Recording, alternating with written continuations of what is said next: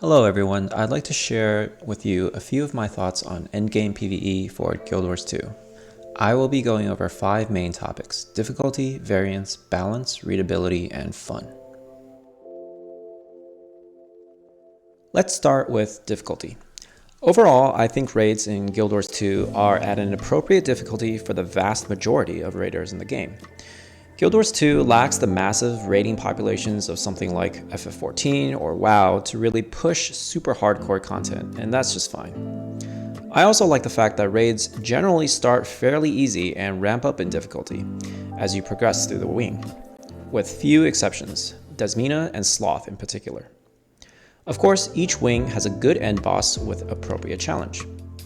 I do think that there is room for improvement though, especially when it comes to challenge mode raids. I firmly believe that Samurok and Deimos are the best designed of all current CMs. Both require significant composition and gameplay changes in order to succeed. In contrast, something like Keep Construct is probably one of the worst. Talking more recently, I think Wing 7 is somewhere in between when it comes to CMs. Not too much of a departure from the base encounter, and yet just enough to require a bit more thought and mechanical execution. For the future, I'd like to see a bit more difficulty in CM design. For example, Adina CM could include an additional hand or two that comes up during the DPS phase. Sabir could add a Death Tornado each platform, and perhaps even a larger one for the final platform. Kadim the Peerless is a little bit better, with significant changes to the split phase as well as the lightning attack. Perhaps having shark attacks start right away or spawning 2 anomalies at a time would help push the difficulty even more. Next up, variance. I've talked at length about this with a few raid buddies, and there really is no consensus here. However, I think most players can agree that having a variety of bosses and mechanics is a good thing. That being said, bosses that are more akin to pre-events than an actual boss encounter are much more controversial. Encounters such as Trio, River, or Escort are rarely seen as true raid bosses and are more of a nuisance rather than a full challenge. I do believe that there should be variability in the style and type of encounters that we have in raids, and I would say encounters like Statues or Trio are much more interesting than River or Escort. We don't need a big bad in every encounter, but I would certainly limit these quasi-bosses to 1 per wing, if at all. Speaking of pre-events, Wing 1 set the precedent. Each pre-event taught you basic mechanics of the upcoming 3 bosses. The Colored Guardians, Spirit Run, Sapper Bombs, these were all unique and important mechanics to clearing VG, Gorse, and Sabbatha. Well, maybe not Spirit Walk, cause what's an updraft? Design was sound, if a little long. A similar idea was used in the most recent wing, where you have very tiny pre-events to give you a small hint of the boss mechanics. Wing 7 Gate, though, is absolutely pointless and simply serves as an annoyance. Besides these minor gripes, Guild Wars 2 has a good mix of bosses. Moving on to balance. This is always a dicey topic to discuss, but I'll throw my 2 cents in here anyway. For the most part, I think balance is in a good spot for endgame PvE. There are, of course, outliers for both encounters and class balance. Power Chrono and Condi Firebrand being the main outliers in their respective roles, and Alacrity being essentially covered only by Renegades for almost all cases. ANET needs to be a bit more careful about power creep and dial back some of these numbers, and this goes double for the expansion elite specs. I will talk a little bit more about warrior balance since I'm most familiar with the profession. I mainly play banners in raids, so it hurts me to say this, but banner warriors could use a bit of a nerf. Their raid-wide utility is a little too high paired with their damage output. However, DPS warriors could use a bit of a buff, especially with regards to their burst, since their sustained DPS is already excellent. I have a few changes in mind to help address these issues. Warriors' sustained DPS inside of Berserk is a bit too high, so lowering one of their flat modifiers, for example Bloody Roar or Blood Reaction, will help with this. Their burst damage is a bit too low, so I would suggest linking a time flat damage mod to the start of Berserk mode on a trait like Burst of Aggression. Additionally, the use of rage skills in order to extend Berserk feel kind of bad and compounds the issue of high sustain and low burst. I would instead suggest linking short damage mods to rage skills, for example 10% for 5 seconds. This would both help with burst during the Berserk window and will make the playstyle less dependent on extending Berserk mode and making the rotation smoother overall.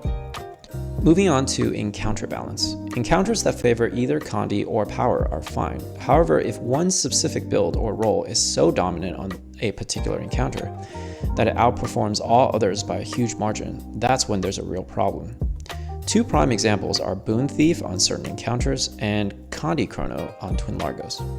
I'll only go into Condi Chrono on Twin Largos here, as I think it's the most extreme example in the entire game. If you take a look at the Snowcrow site, Condi Chronos are used on 2 encounters, Dasmina and Twin Largos. I have to believe that the original design did not intend for confusion ticks to be that high, outperforming all other DPS on Largos by roughly 50%. Besides these extreme outliers, I would say that encounter balance is also in a good place. Readability.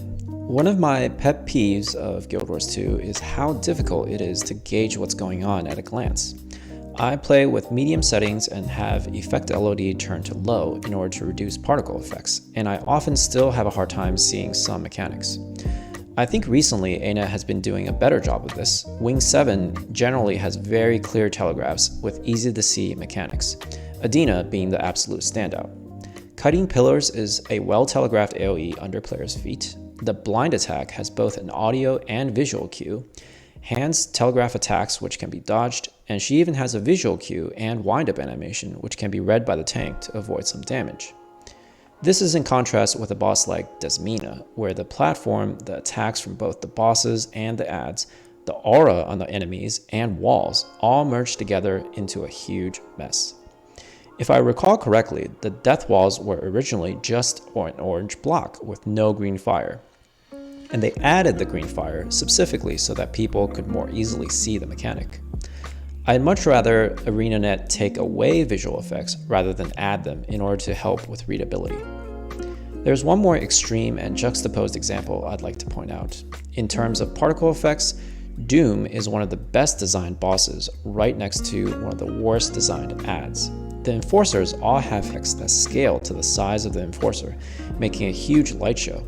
However, Doom, being the opposite, has an even larger hitbox with a larger model, but if you look closely, you'll see that all the particle effects on him are reduced to a minuscule size. This makes it so that his attacks are easy to see and deal with. I'll also say that these issues exist in open world PvE as well, sometimes even worse. I implore ANET to design more of their large model fights, not just in raids, but everywhere, to use the same technique of minimized instead of scaled hit effects.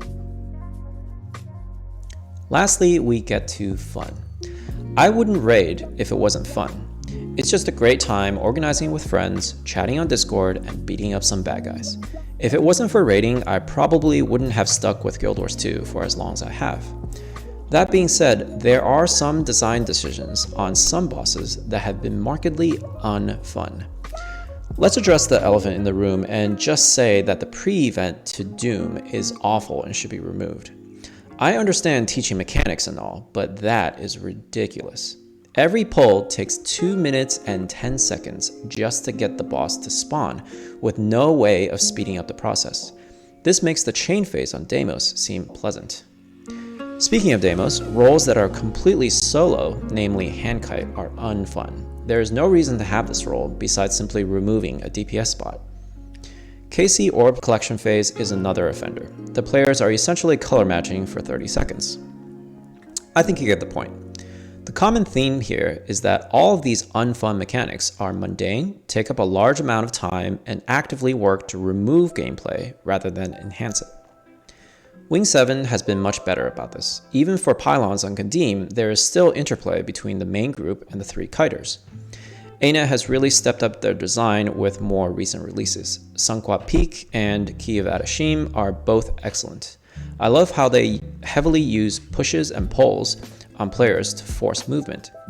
ANET has also continued their experimentation with variable terrain during encounters, much like Largos and Kadim 1. Overall, I think ANET has come a long way since the original release of Spirit Veil, and I hope they continue to flex their creative muscle in terms of artistic, mechanical, and challenging design. Thanks for listening, and I look forward to new challenges in the expansion and beyond.